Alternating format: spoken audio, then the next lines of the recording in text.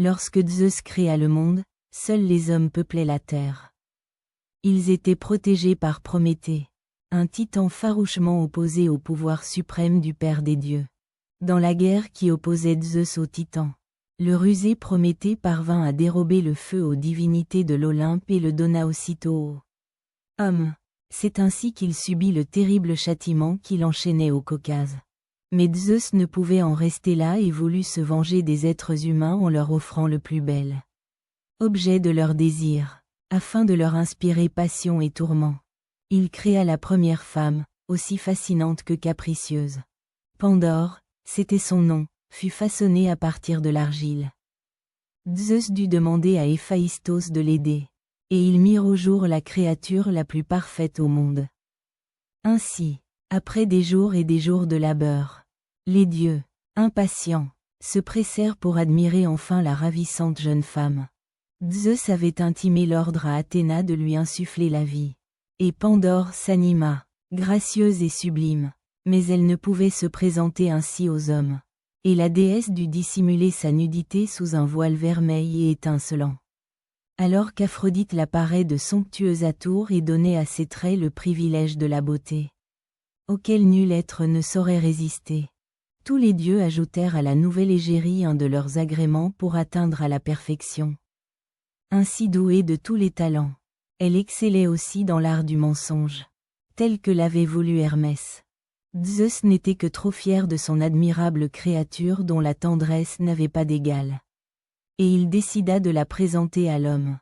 Or, Prométhée avait un frère, Épiméthée, connu pour être quelque peu déraisonnable. Zeus décida de lui offrir la main de la douce Pandore. À sa vue, Épiméthée fut aussitôt envoûté par le charme de cette créature. Un sentiment jusque-là inconnu l'étreignit. L'éclat du regard de la jeune femme suffisait à inspirer la passion et l'émerveillement. Elle était si somptueuse qu'il en oublia la promesse faite à son frère. Il avait fait le serment à Prométhée de ne jamais accepter de présents provenant de Zeus.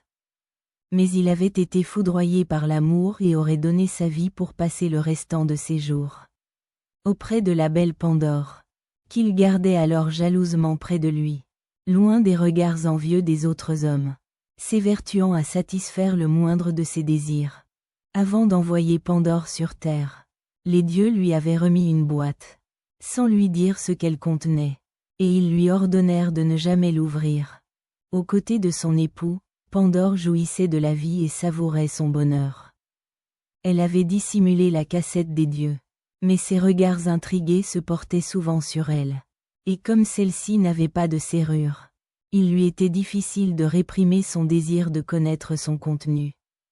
Elle passait et repassait devant le coffret sans oser y porter la main, attirée par l'envie de lui ôter son couvercle, mais aussitôt arrêtée par le souvenir de l'interdiction formelle des dieux. Un jour, n'y tenant plus, elle s'approcha irrésistiblement de la boîte. Et piquée par une trop vive curiosité, Pandore sentit grincer le délicat objet sous sa main. À peine eut-elle entrouvert la mystérieuse boîte que tous les maux de l'humanité qu'elle renfermait s'échappèrent. Ainsi, la guerre, la maladie, le vice, la vieillesse, la perfidie, la misère et tant d'autres fléaux encore se répandirent. Figée par l'effroi, consciente de son impardonnable faute, Pandore se décida à refermer le funeste coffret. Mais en vain, car tout s'était envolé, tout, à l'exception de l'espérance qui s'éveillait lentement au fond de la boîte. Fragile et solitaire, ainsi l'espérance peut être perçue comme un terrible mal, le plus atroce tourment que l'homme garde au fond de lui-même.